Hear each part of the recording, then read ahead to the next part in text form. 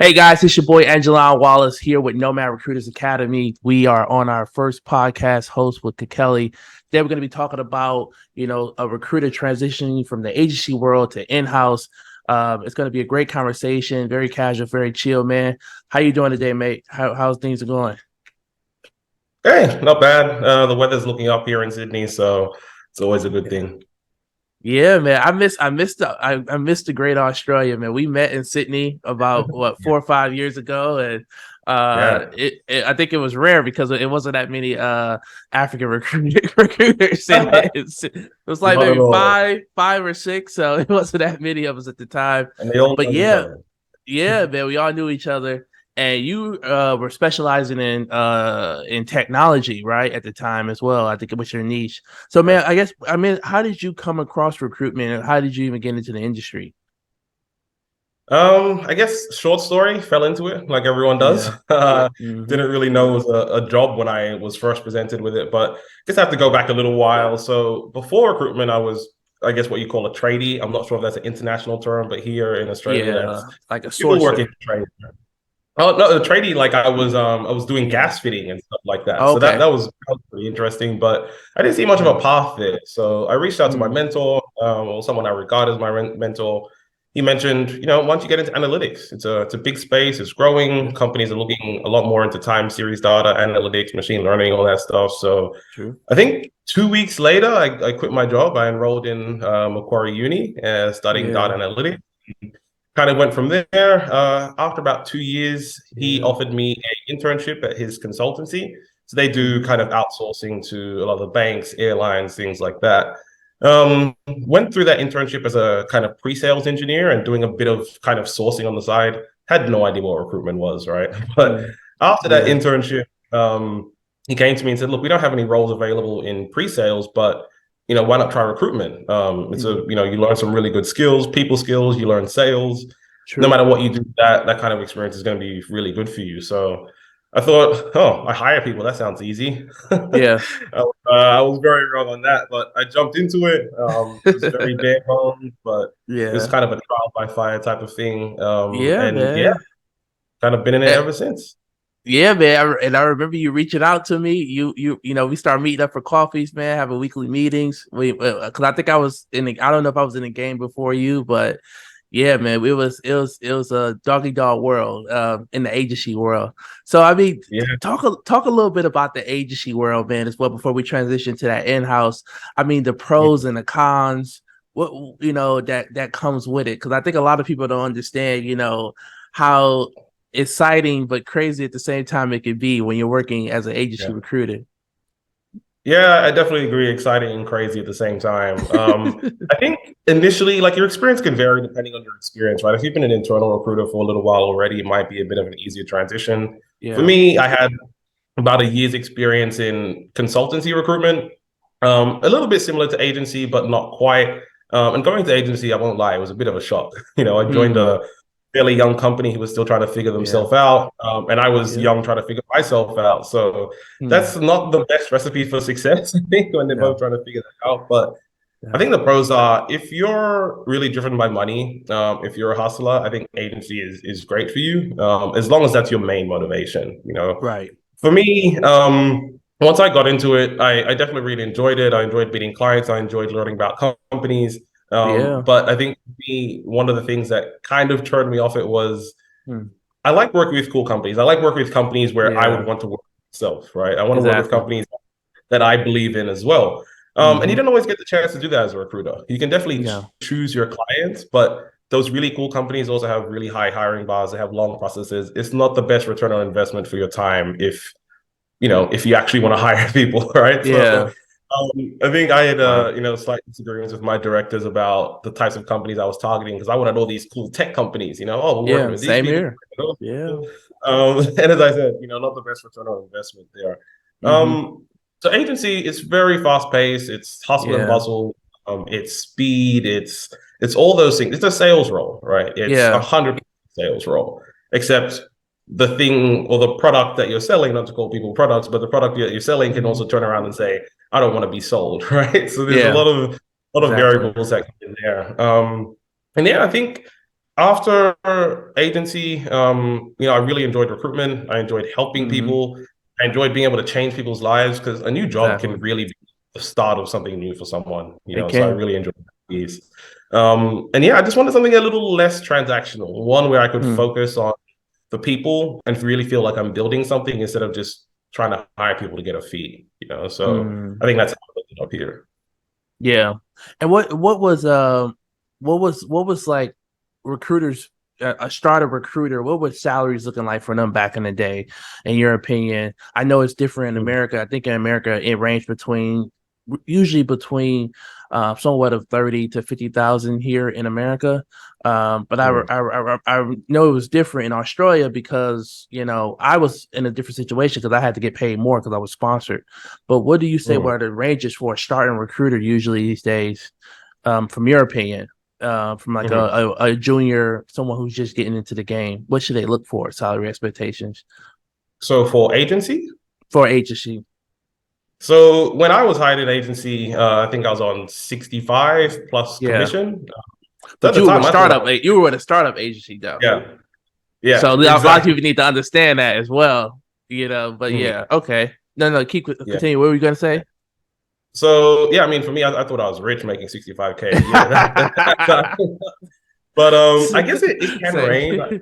I know yeah. more experience, at least at that time. I know salaries have gone up a lot since then, but Um, at that time, entry level, you're probably looking at 60, 65, 70, sometimes if you're lucky, and more experienced people would be on a better commission plan, maybe making 90 yeah, to 100 base plus their commission as well. It's a very commission driven yeah, role. It's not a place you can just sit down and collect your base salary and hope to do well. exactly. Yeah, and that's what I told. I think I started off at 75, but I think a lot of people, what you got to factor in is sometimes you may get a lower salary and you may get a high commission. And Yeah. sometimes if you're not educated about what you're getting into, you may get a P. Diddy contract. You may get you may get a bad boy contract where it's just low commission and low salary. You don't even know what you're signing Yeah. up for. But ideally, I don't think someone's new to the space, a junior person, I think 60, anywhere from it's Australia, so the cost of living is just so high. But I think Yeah. when you're starting off, you're looking at anywhere that 40 to 50 range, but in America, 30 to 50, and then maybe 50 to 70 potentially in Sydney, just due to the cost of living. That's what you're possibly looking at. But it's like Mhm. you said, it's commission driven. And Yeah. let's talk about the commission in the sense of the mindset of commission. Because I think a lot of people, when they get into recruitment, it's like, oh, I'm about to get commission in 30 days. And it's like, whoa, slow down. It don't work that way. No.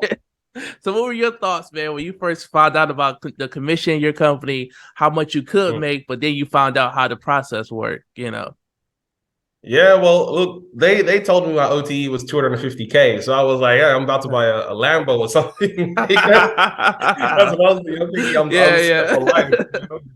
21 Hmm. years old, I can make that kind of money. It seemed Yeah, great, but it's a hard slog, and especially when it you're is. going into a place with what they call a cold desk, where you have to not Yep. only build that client base from scratch, but then also fulfill the roles and still keep building a new client base. Yeah. It's pretty daunting. So I Hmm. think my OTE was definitely unrealistic. I think it was Yeah. Everyone's in sometimes. yeah, but I it's know. good. You mentioned something for a lot of viewers watching the channel. I just want to let them know. So a cold desk is when you walk into a recruitment agency and you literally have no clients or no candidates at all. You have Yeah, cold desks, you have warm desks, and you have a hot desk. Often, sometimes when recruiters transition to a company and they get a hot desk, usually you see like a senior or a principal recruiter or a director or a manager usually taking over a hot desk role, because this is a role. A hot desk is usually a desk with probably it could be $1 million desk or it could be a $500,000 desk, but you already have jobs, you already have clients. All you got to do is go there and start looking for people. But going, exactly. so we were put into the jungle. Both of us, we both got Yeah, we got put on cold desks. But the yeah, but the perks of a cold desk is when you bring on new clients, they're your clients. And a lot of yeah. people don't understand that as well. When you go into depending on what agency you go into, you have to, if it's a big dog there or someone's the champion, there's always a Mike Tyson or Floyd Mayweather in a recruitment office. You can't touch their clients sometimes. Oh. And a lot of people don't know that. A lot of people don't know that. And that's every job. And I was young. I didn't know what I was getting into, but I had a big dog in my office. And the big dog, he had I think MasterCard and all these companies. And he was just, no one could touch his accounts. No one can. I was like, man, you can't specialize in UX and software and machine learning and marketing. You can't do all that. He's like, I'm doing it, and you ain't touching nothing. You ain't touching nobody. You ain't touching nothing. So it's a good thing to talk about that, and let people understand that as well, that you mentioned that. So the commission, unrealistic commission, meaning just going into details, because a lot of recruitment agencies have these I call it mathematical commission structures that you can't understand, and they have these I'm like, whoa, you got to get ABC to get I'm like, whoa, you got to pull out the calculators, and it's just like you may go through your commission with some agencies can be based off of how much you make that month. It's not, it may not be structured off of your one placement. It got to be placed on the cap of how much. So for example, a lot of people don't know, when you get into a recruitment agency, you're in debt. Your desk is in debt. You owe to the agency. So you got to pay for your desk. You got to pay for your chair. You got to pay for your electronics, your salary. So you're in a hole your first 3 to 6 months sometimes, unless you hurry up and hit all your targets. So you may be $50K in a hole before you start getting commission, because that's the pay for your desk. Yeah. And a lot of people don't know that. Yeah. I think it's something like 3 times your base is typically what you're expected to make. Yeah. Yeah, bro. It's a doggy dog world out here. But I tell people, recruitment is the Wolf of Wall Street, man. It's serious. It's serious. But when you hit past that, it's gonna start coming. It's gonna start coming in. Once you start making those deals, it's gonna start coming in. So you felt like you had a little bit, but you were with a younger company. I was with a younger company. I understand sometimes the unrealistic, goals they put out there for recruiters. We want you to hit 100K a month, and if you don't hit 100K a month, you get no commission. Sometimes, you get some crazy stuff sometimes. So going into a cold desk, did you feel like, what was your mindset? Because you're an entrepreneur, you're at a smaller company, you're at a startup, so you're in hunger mode. You like, I gotta hustle. And I remember you were going to every goddamn meetup every night. You were out here hustling. You calling me, AJ, we going to this Java meetup. I'm like, bro, take a break. You were hustling. 3-4 a week, at least. You were hustling, man. So you had to go out there and get your clients. Yeah, and it was a hard slog, to be honest. And I don't think I was especially successful, but I do think it was great learning. Regardless of what happened there. I think that work ethic and that hustle, it translates anywhere, So I think exactly it does. Even if you go into an agency role and it's maybe not exactly what you expect or exactly what you want, or you're not doing as well as you hope, I think if you work as hard as you possibly can, when you do go into an internal role or anything else, that work ethic is going to be super valuable. And talk about the work-life balance of as an agency recruiter. Man, was oh god, exactly. It was Monday. You caught me in the office on the weekend once.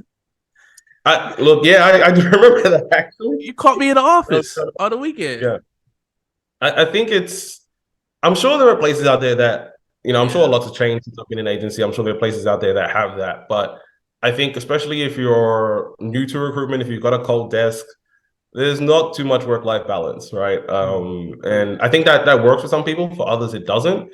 But it's not a 9-to-5 role, right? It's not. I'm not a morning person, so we had issues. I didn't like these 8:30 or 9 a.m. starts so much. The office. I live in Western Sydney, so it's a little bit of a trek. But I mean, my typical day, come in at 9, lots of calls. meetings, interviews, and we had to interview every candidate in person as well, right? So Wow. that takes a lot of time.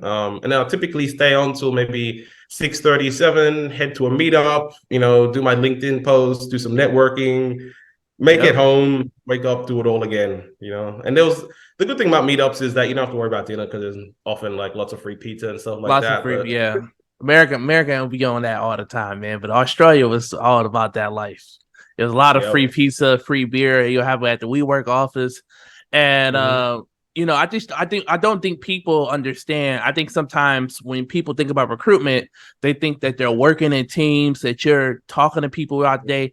You are a full-time entrepreneur. It's just as similar as being a real estate agent almost. You will Mhm. have your meetings constantly throughout the week with your manager, but for the most part, when you get to that office, you got to think about who you're going to call that day. You got to think about your clients. You got to think about your candidates. You take your lunch when you want to take your lunch. You go to these meetings. You go to these meetups. You're going to be in and out of the office as well. I was out of the office a lot. I was working at, it was just a lot of going out. You had to go get it. You had to go hustle. Yeah. And since COVID has hit, the perspective of recruiting is changing these days. Because everything is online these days. You're starting to see a lot more remote meetings. Yeah. But when we were doing it, oh man, you had to be in shape. You had to be healthy to do that stuff. It was a high, and then we running around Sydney in 100-degree weather with 3-piece suits on, just sweating, and I was Yeah. just like, Yeah. just sweating. So seeing, You don't need a gym membership. Those days, you didn't need a gym membership. You'd be getting in 15,000 steps a day pretty easily, to be honest. yeah, bro, it was, man, easily. So you decide at some point you're ready to make a transition to the Mm. in-house. And I remember you Yeah. reached out to me about, you're making that transition. What was it, man, for you that made you say, all right, I'm ready for something new? And Mm. what has been, I guess, yeah, I'm just curious, what was it for you that made you want to make that transition? Yeah, I think in agency land, things were starting to feel a bit transactional.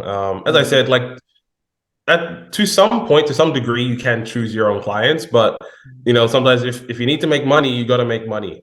So you can't sit there twiddling your thumbs, waiting for that cool client to come along, or just hoping that one of them's gonna accept the in-mail or have a meeting or whatever it was. So for me, I wanted something less transactional. I wanted to feel like I was building something and see the fruits of my labor. It's so amazing to like hire someone and then they now become your colleague. Like I think Yeah. that's Hmm. such a cool Good feeling, point. and you're just seeing the fruits of your labor all the time. You see the things that Yeah. they're building, the impact that they're having, and that's a really fulfilling feeling. I didn't necessarily know that when I decided to go internal, but I know for me, I wanted to use my brain a bit more. Like I think Hmm. agency recruitment, there's of course problems you have to solve, but at the end of the day, it's just hustle and bustle, and I think that's the It's name of the hustling. game. Yeah. Yeah. I like the hustle and bustle, but I also wanted to think a bit more. I wanted to do some project work. I wanted Yeah. to work more closely with the business. Hmm. And ultimately, I wanted to recruit for a company that I believed in. Because sometimes you'll get those clients, you get a job, you got to hit that commission, you got to hit your threshold. You're not necessarily going to turn it down because it's not a cool company, right? Hmm. You still have to make that money. Your directors are not going to be happy that Yeah. you turn down this role that could make the company 30K. So I think for me, it was really about just being able to focus a bit more on the right types of companies, the types of Yeah. companies I would want to work for. Yeah. That's it, man. That's a great point. It's an interesting point. I'm on both sides of the coin, man. I'm for agency and I'm for in-house. I never worked in-house before, but I definitely see a lot of reasons why people transition. Often what you see as well, in-house, a lot of in-house professionals prefer hiring agency recruiters. And the Mm, reason they prefer hiring agency recruiters is because the way we operate. Like, yeah, every day it has become a habit for us to pick up the phone 100 times, to network, to be talking to candidates, client. It's become such a natural habit. We don't even know how yeah. to do it. It's the first thing we do when No we other wake way. up. And Yeah, it's just like, it just can't go away. But someone who doesn't come from an agency background, they don't know, they don't operate like us. They don't think like us. They don't talk like us. yeah, They don't move like us. We move different.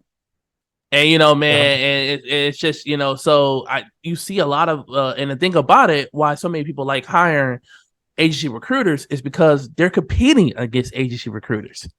So it's like, well, I'm not gonna hire another in-house person without an agency background. I'm gonna go get me a gun. In Australia we use the term gun Yeah. recruiter. But like the best of the best. I'm gonna go get me a gun recruiter, somebody who's gonna be competing with these other guys, because why should I pay these agency recruiters 30, 40K when I got one in-house now? Hmm. And but also you still see collaborations between in-house and agency recruiters still to this day. But Sure. sometimes I think this is how agency recruiters are looking at it. Like, why keep, how can I save our organization money and also have someone in-house that can help build a team and actually Hmm. help it grow, compared to someone I'm just paying a check and I may not even hear from them, especially Yeah. if the guarantee doesn't hold up as well. Um, man. So so that's an interesting thing. So you went in house, and um what I guess what were some things that you started to realize, like, oh, uh is this was it more relaxed? Was it like something that hit you like, whoa, I don't have to, because in recruitment, man, we both were going bald, and every Mm. day, we were losing our hair. But when you make that transition, because you're just always on your toes, but when you transition in-house, it's like learning a whole new language almost, because it seems like you're more focusing on your levels of emotional intelligence, which is something often not seen in the agency world. Yeah. But I guess, what was it like for you when you first made that transition? What things did you see that, I guess, what were some of the pros you saw Yeah. when you started to start when you started your new role? Yeah, I guess first of all, I'll touch on the kind of hustle and bustle piece and how that Oh translates. yeah. Well, one thing I found to be a bit of a learning curve was actually knowing when to slow down. Hmm. Internally, you're working with people who not only you're hiring your colleagues, but you're working with your colleagues. You don't like those relationships are even more important now. Like, yes, they don't have Hmm. much of a choice but to work with you, but to make everyone's life easy, you really have to build those relationships. Wow. And I think being able to change pace from, okay, I need to get this done right this second, because I think recruiters, we think in like not only hours but minutes. Like something comes in, Yeah. I'm actioning right now. And I think Yeah. internally that's still useful, but you also have to think about when it's useful to slow down. That's something Hmm. I'm still working on, to be honest. Hmm. But I think the pros were, as I said, like I really felt like I was building something. I felt ingrained in the business. I Yeah. understood the roles and the reason for the roles a lot better. So I found my Hmm. briefs became like my candidate interviews became a lot more in depth, and I could really answer their questions a lot better than I could in the past. I'm sure there's Hmm. agency recruiters out there who are just as ingrained in the business, but I think they're few and far between. So Yeah. I, I really enjoyed that piece, feeling close to the business That's and really be able to, yeah, go yeah. on, sorry. No, that's a good point you mentioned, being able to answer a candidate's questions, because we're left in the dark so much as agency recruiters. Yeah. We're just giving skills. We're not actually Mhm. giving a lot of details about the projects, and it's so Yeah. many, and then the progression and the promotions, or the ins and outs on how to move up. So you have Mhm. such a huge advantage over your average agency recruiter at the end of the day when it comes to selling the role. Yeah, I totally agree. And I think another thing that I found really interesting was working more closely with hiring managers on their capability and best practices and things like that. As Hmm. an agency recruiter, there are elements of that, but it's not so much of the role. Hmm. Agency recruiter, you have a hiring manager who's not buying, right? You move on to the next one. Okay, they haven't responded to me. I need to go to someone who's buying. In internal recruitment, I mean, it doesn't matter whether they're buying or not. You still have to push through. Of course, you want some buy-in from them, but you have to work a lot closer with them in terms of interviewing capability, in terms Yeah. of how they're evaluating CVs, in terms of the types of questions they're asking. Like you have to work so much more closely with them, and you become a lot more of an advisor as well, which I really Hmm. like. But it's Yeah. a bit of a hard slog because it can take. I've had hiring managers who it took a year before we really got on the same page about how we recruit, how we interview, the types of things we're looking for, the things that are deal breakers, the things that aren't. And agency recruitment, there's no way you'd work with someone for a year who had those types of issues. You just move on to the next one. So We move I think like it's that. it's kind of like the difference between, I think, Yeah. dating and being in a long-term relationship. If you're Yep. just casually dating, there's these little things, these little red flags. You're like, I'm not going to deal with that, right? But long-term Mhm. relationship, like, I have to make this work because we're in this together. So Yeah. I think that's one of the main differences. I say this all the time, and recruitment is just like dating, man. I say it all throughout my program, throughout my course. It's Yeah, just like dating in so many situations. It's yeah. also must be a good feeling, man, because I used to call hiring managers 10, 20 times a day. But to be in a situation now where you could just text someone or get on a FaceTime with them and they don't after one call, it must be a relief, not having to almost be this annoying asshole, because you constantly have to call the tire manager as Yeah. well. Okay, man. So I want to know as well. Can you tell me a little bit about your niche and how did you choose your niche? Because I remember back in the day, we both were we were starting off, we were doing everything because Yeah, we were on a cold desk. We had to get whatever we could. But exactly. I guess talk about the beginning stages of your niche and how you got to your niche now. I know you did mention you were studying data analytics, but at the time you were working on a few different ones. And what are you Yeah. doing now? How did you come there at the end? Yeah, so when I started, I did focus a lot on data and just tech in general, but I definitely had my niche in data mostly because that's what I studied. And I felt I could not necessarily speak with candidates on their level, but I could pry a bit deeper than maybe some other recruiters could. So that's kind of where I started. When I moved internal, I became a lot more of a generalist, still focused on tech, but also product, data, design, all those types of things. Now I'm doing basically everything, to be honest. I've hired escalation Yeah. managers, marketing Wow. managers, tech support, as well as engineering as well. So Mm-hmm. to be honest, I didn't think I would like that as much as I do. I still enjoy working on those niche kind of skill sets, but it's also good getting a broader understanding of the business too. So yeah, I Yeah. started in data, just mostly because of my studies, but yeah, now a bit more of a generalist. Yeah, man. Wow, man. And and I guess what is that feeling like now? I mean, what I mean compared to because I guess it makes the job a little bit more to me, it would make it more exciting as well because you don't have to, you're not just focusing on one industry and you're learning about, I guess, a lot of new technologies and skills that you have to keep updating Yeah. yourself on every year. But what is that like Mhm. working on so many different niches? I always tell people, from an agency standpoint, to only choose one niche. But from an Mhm. in-house, it's completely different because you're building a whole team compared to, working for agency world. Mhm. So it's a tough one. I think I do enjoy it. As I said, I enjoy getting that different business context. I enjoy working with different types of people as well. I think, especially Yeah. if you're focused on very like one niche, you end up speaking to a lot of the same types of people all the time, and that can become Hmm. a bit of a hard slog.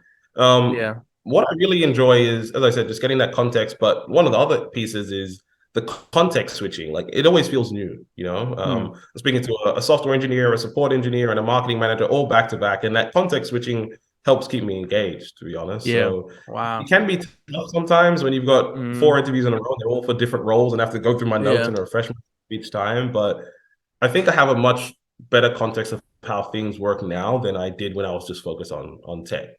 And Yeah. yeah, I enjoy speaking to different types of people. Marketing managers are very different types of people to software engineers. Hmm. So the conversations are completely different and it helps keep things fresh. Wow. And what in your opinion, man, I guess I'm curious, what are your thoughts on the future of recruitment from an agency standpoint and in-house standpoint, man? Where do you see the future going, especially after everything that happened, over Mhm. the last 2 years? What are your thoughts on the future of recruitment, man? I mean, what kind of time Okay, scale and is this? I'm in the next, I want to say in the next 5 to 10 years. For me, I personally, I have told a lot of my students that there are a lot of niches that won't be around, and you should prepare now to transition. So all of my students that specialize in accounting and manufacturing, Mm, I've in sales, and like in-house sales. I told them straight up, hey, we are transitioning to a cashless society. Everything has been, taken over by AI. There are factories already in a lot of Asian countries that have replaced people. Um, yeah. a lot of AI and new apps are replacing accountants, we are not going to see these niches around, really ideally in the next, most likely, I want to say 5 to 10 years. But I also feel like, in a sense of like, as a recruiters as well, I could see more recruiters in the future working remotely, and not going into an office anymore as well. I can see more because we're seeing a world where in America they have this whole 7 to 2 now. And a lot of people don't know that the 9 to 5, I'm from Detroit. The 9 to 5 originated from Detroit. Back in the day when businesses Well, yeah. were trying to start their company, they were like, Mhm. well, who should we model our business after? And it was Ford, because Ford had the factory workers working from 9 to 5, 40 hours a week. But I don't Yeah. think we're going to see a lot of recruiters. I think we're going to start seeing more 4-day work weeks as well. But I don't know, Mhm. man. I'm curious what your thoughts is on the future of like, do you feel that so many recruiters are going to be needed in the future? Will it be an industry that continuously grow? Will you see more recruiters go in-house or potentially work for themselves? I'm just curious what your thoughts are. I sure hope it's we still need a lot of recruiters in 5 to 10 years. I mean, it's my job, so I hope it's still around. I Of think with the course. rise of all these tools that we have, AI, and there's so many ATSs that are getting so smart and they're automatically suggesting candidates and things like this. I think recruiters will have to I think there's two types of recruiters, right? There's the resume flickers who they get a decent resume, they send it across, and that's basically their job done. They manage the process and whatever. But I think the value will still be added by those recruiters who are really ingrained in the business, who really understand what they're looking for, and they're more than just sending resumes. They're consulting to their team, right? They're building that capability in house, not only in terms of recruiting, but in terms of interviewing, in terms of culture, in terms of all these types of things, right? They're trusted advisors, and I think there'll always be Mm, space for those types of people. yeah. But yeah, the resume flickers, I'm not so sure. I would love to have a Mm, 4-day work week. I'm not sure it would work for me, to be honest, because yeah. I think part of recruitment is being so available to your candidates and your hiring managers. And me personally, I always strive to be as little of a bottleneck as possible. So if someone wants Yeah. to meet at 5:30 on a Friday, well, I'm meeting with them at 5:30 on a Friday because I want to get that call out. But um, I think those are the main things that would change. I think remote work is hopefully here to stay. I'm sure we'll Mm, see what will happen. I'm sure people are revolting at Twitter and things like that when being asked to come into the office. And I really hope that continues because I live really far from the office. I do not want to be going in every day. Um, nobody does.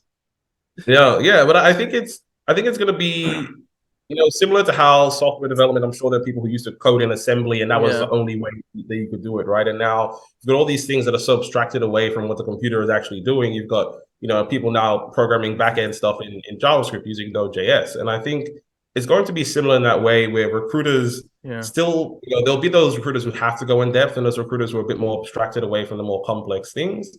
And I think that's the differentiation we'll see most likely. I feel like I just feel like personally, if you're an in-house, you work in-house as a, recruitment business partner, talent acquisition, even human resource. If you're working in the tech space and all the software engineers are not in the office, what's the point of you being in the Yeah. What office? are you doing? Yeah. And that is that simple. And we're already, I mean, for the most part, most in-house recruiters I know, they work from home. Or they go Yeah. to the office for maybe 1 or 2 hours just to get out of the house, some exercise, or the free meals. But for the most part, they work from home, man. And also I guess the perks, man. We didn't even talk about the perks of being in house, man. I'm Can we highlight some of the perks from your experience? I know you've been working in house for a few years now, but what are some perks you've seen or perks that you've had that you possibly did not get in the agency world? Uh, Mhm. Man, because I've seen, brand new MacBooks, Mhm. clothes, gear, free food, a lot of vacations. What are some perks you've seen, man, from an in-house, standpoint compared to the agency world? I think the biggest one is work-life balance. Hmm. I'm still used to the hustle, but I know that I don't Wow. have to too much, right? Which Hmm. is great. It's just an added bonus. Like if you feel like doing that much work, working like you're still an agency, you can do that. Yeah. You can also slow down every now and then and be an internal recruiter. Not Yeah. that it's any easier. I think it's just that pace that you don't have to do all the time. The Yeah. swag is great, free food is great, extra holidays, those things are all great. Yeah. But yeah, I think another thing is that not everyone you work with is a recruiter, which Hmm. is actually a benefit. Very good It goes point. back to, Very good point. yeah, because I think recruiters are once again typically a certain type of person, and sometimes being in that environment It 24/7 can, is. it can be I interesting. So, I was just making a TikTok video about how agency recruiters don't have in-house, like we don't have work-life balances. We live with each other. mm, We see each other every day. After work, we're drinking with each other. We're spending the weekend with yeah, each other. I was like, hey, we're dating each other. It's like it's might as well. it's just a culture. It's not even, it's like a sales culture. We're in the office 10, 12 hours a day. You see a lot of agencies, some I've seen work from 9 to 7 o'clock at night, mandatory. You can't leave the office to 7. Oh my And God. yeah. And then especially a couple agencies in America. And then on top of that, what are you doing after work? Well, we're gonna go grab lunch together, we're gonna grab food together. So, you know, Hmm. it's scary almost to get that freedom, that sense of flexibility and freedom when you go in-house. It's like, Yeah, whoa, I can, you look it's behind, like I can leave at 10 or 11. I can just walk out of here. yeah, Hey, it's different. It's very weird for me. I mean, typically our office tend to empty out around yeah, 4:30, and I'm still used to just staying there till 6, 7. So yeah, I'm basically there by myself. But it's good to not have that external pressure on you. I think man, if you've been in agency for a while, you're probably pretty self-driven yourself. You don't need right. someone there to tell you to stay No. there till 7 p.m. to make this many calls. You can handle that yourself. So I think it's great to have the flexibility to, like, I want to do those things and not having Mhm. someone tell me I have to do them. Yeah, I knew a recruiter in New York. He had billed he was billing almost $1 million a month, and Mhm. he ended up leaving his the agency because um it wasn't enough. And what I don't miss about the agency world is that for me, what I think what I love about working for myself, and I think I love about in-house as well, is that Mm. our work is based on outcomes versus time spent being on a phone and being on a computer all day. And I think I had to, and then I was just questioning myself, like I was hitting my goals, and I'm like, man, if I'm hitting my goals, why am I working 60, 70 hours a week? And it was Yeah. it was just a realistic question. I'm one of those, recruitment. If you've been in recruitment in a game for so long, everyone knows recruitment is about curiosity. But also a lot of people are afraid to ask themselves a lot of simple questions. Like, I'm being in the office 6, 7 days a week. Why do I have to Yeah. work so much if I already hit my target? I was hitting my targets within like first week, man. I was just hitting them. And because you got deals that are, you already hit your goal. Then at the end of the month, before next month end, that deal lands down on the first week, and you hit your commission target for the month. So that was happening to me, and I'm just Mm. like, what am I doing here? So I mean, that's, man, what I love so much as well. Like I'm outcome focused.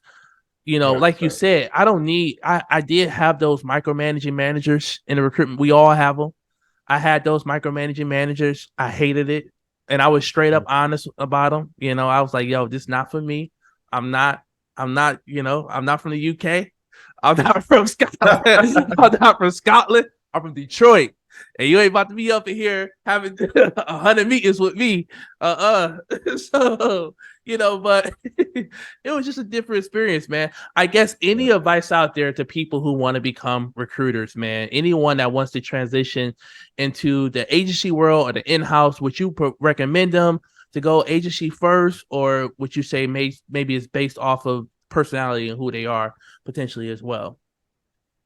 I would probably always say go agency first, even if it's not your personality type. I think it's some Yeah, of the best learning you have, right? It's it it's trial is. by fire, and even if you go in and you don't do so well, you Uh-huh. can learn from those experiences, But Yeah, learning about the level of activity it takes, and I guess just the amount of time it takes to get these things done will make it a lot easier for you going in house, and it's also a yeah, lot easier to If you've got some sales experience, Mm-hmm. I've seen people go from retail to recruitment, and do Yeah, fair.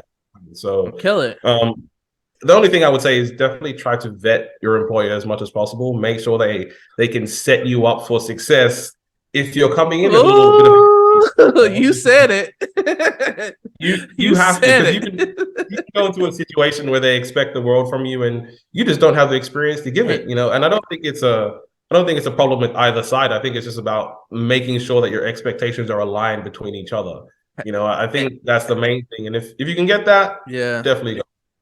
So since you brought it up, Mhm. we got it. We have to teach the audience how to vet an employer. We have to teach them. We can't leave them dry and high. So since you brought it up, vetting is extremely important. And Mm. I when I started interviewing for agencies, one of the things I started doing is it's a vibe. Like it's about it's an energy vibe. I remember I walked Mm. into an office, a big recruitment agency, and it felt like the Matrix. You know when Leo met John, and I was like, "Yo, this like Yeah, who are y'all?" And this is clearly not I for me. And they were like I suited totally, and booted in a corporate suit, and you had to look a certain way, you had to eat a certain way, you had to talk a certain way, and I was like, "Oh nah, this ain't for yeah. me." And I I went and go ahead. I was gonna say I had an experience with a very large, like, global recruitment Yeah, agency as well. yeah. And I went in and I had never dressed up that much in my life. I had a tie, I had the suit jacket. I was wearing khakis instead of suit pants because I didn't want to go all the way super, super Yeah, formal. When I walked in, they told me that what I was wearing would probably be good for casual Fridays. And I said, what do you mean casual Fridays? I'm in a suit. Like, what's casual about bruh, this? And I instantly knew that wasn't the place for me. They were paying the same as this other company. They were much, yep. much closer in terms, like, closer to my house, so the commute would be shorter. But it's like, if this is what they consider casual, this is not the place for me. I'm a t-shirt and shorts guy, like, every day. So It's extremely important. Going back to the vibe and energy off of you first meeting someone. On top of that, you gotta go inside the office. Don't ever take a recruitment agency job without looking into the office first as well. Usually, you're going to go through 3 or 4 rounds of interviews. You're going to interview with the CEO, the hiring manager, and potentially a team lead. And you also may go into the office and meet some of the people and check out the office. If you go, yeah, like, man, I went into one office. It was cubicle. It was the cubicles was this small, hundreds of people in all white collared shirts. I'm like, oh no. And I was yeah, like, I was just like, oh no. So I remember I went to one of my interviews as well, man. What I always tell people this, when it comes to working for an agency, if I can't laugh in my interview, if I can't have a good time, I don't want to work there. And I remember to this day, man, one of my managers was like, why can't we hire you? And I was like, because I'm a sexy motherfucker. And they both started laughing, man. They both started laughing. Like they was like, oh, we like this guy. And they took me around and they were just so like they were so just chill and laid back. Like I literally felt like I could be myself. It was easy to talk to them. I'm not yeah, saying don't be professional, but in our world, in the sales world, you know, yeah. the people Genuine in the too. agency world, they looking for hustlers. They looking for high driven, confident salespeople. So when you come in there, they're looking for those personalities. It's rare to come across them because they try to mold and train you to become that. But if you come in off the back, and then I think the fact that I'm American already, but I feel that the energy, man, like, can I laugh? Are these people chill? Are they laid back? They were asking me about um my personal life, what I like to do outside of work. They were doing research as well on, I had an e-commerce store. They were like, this kid, he's a hustler. They were really doing research into me as well. They were like looking me up. Some companies will just interview you and not know anything about who you are, your life, the things you're doing. So the fact that this company did so much and they were paying the highest, uh, it was a Yeah. no brainer. But I think a lot of people don't know how to vet companies. Now, we mentioned in the beginning of the interview, beginning of this podcast, cold desk, warm desk, hot desk. Yeah. And I personally feel that if you don't feel like you're a go-getter, I would recommend you starting off in a sourcer position or a talent coordinator position, potentially. Yeah. And then ask these questions. Will I be getting a cold desk, a hot desk, or a warm desk? You want to know if you're going to be getting clients when you start. If you're not going to be getting clients, you need to manage your expectations of your commission and ask about commission payouts. Ask about the last person in your role. I always ask, what's the highest someone has ever made here? How long does it take to get paid commission?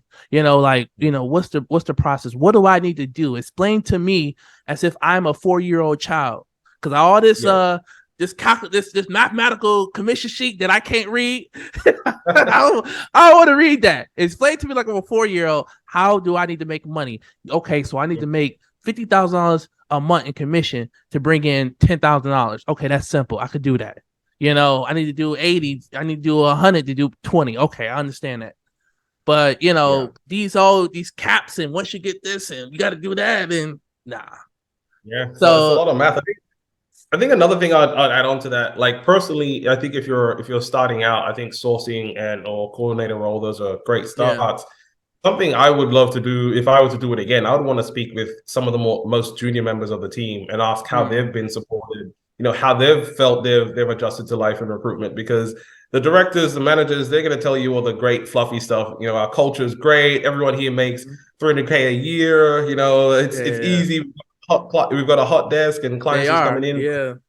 I would want to speak to the more junior people and see how they're finding it, because I think that's one of the most important. I vetted my company so hard. I messaged 10 ex-employees from the company on LinkedIn. And I said, hey, I'm interviewing at so-and-so company. Can you let me know what was it like there? I vetted them so hard. They thought they were interviewing me. I was interviewing them. And you got to, because you have to understand, recruitment has what a 70% or 90% turnover rate or something like that in the agency world.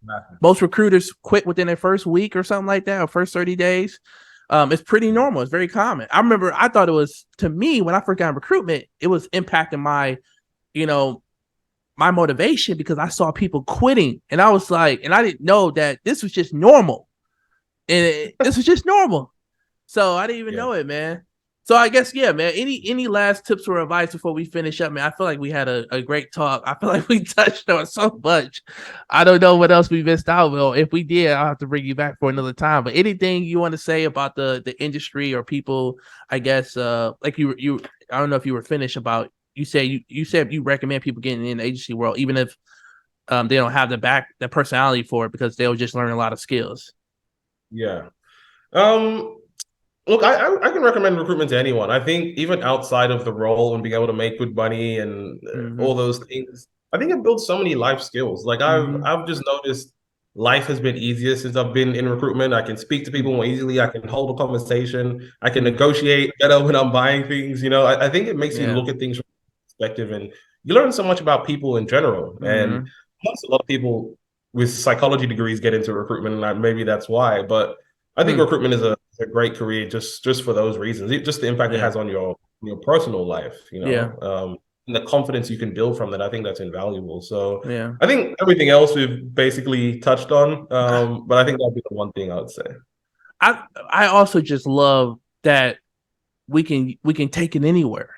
I mean, literally, when I left Australia, I had offers in New York, California, LA. So you literally can transition. You can go anywhere and easily get another job. You also, if needed, if you start a family one day, you can work from home, or you could do this yourself. All the years of experience you have is the flexibility of being able to transition to another state or another country, or even working for yourself in the future. You can get that from recruitment, but it is best sometimes for you to go work for an agency, to go work in-house, because it gives you a huge network that makes your life easier when you start to make different transitions around the world, or with your life as well, man. Look, bro, I Yeah. appreciate you coming on today, man. I think this gonna light a fire starting off the podcast, man. We got a couple more people from Facebook and LinkedIn, it's gonna be hopping on and Twitter. But I enjoyed this talk today, man. I think it's gonna be an interesting one. Likewise, man. Yeah, happy to jump on anytime. It's a good chat. All right, bro. I appreciate you having you, man. No problem.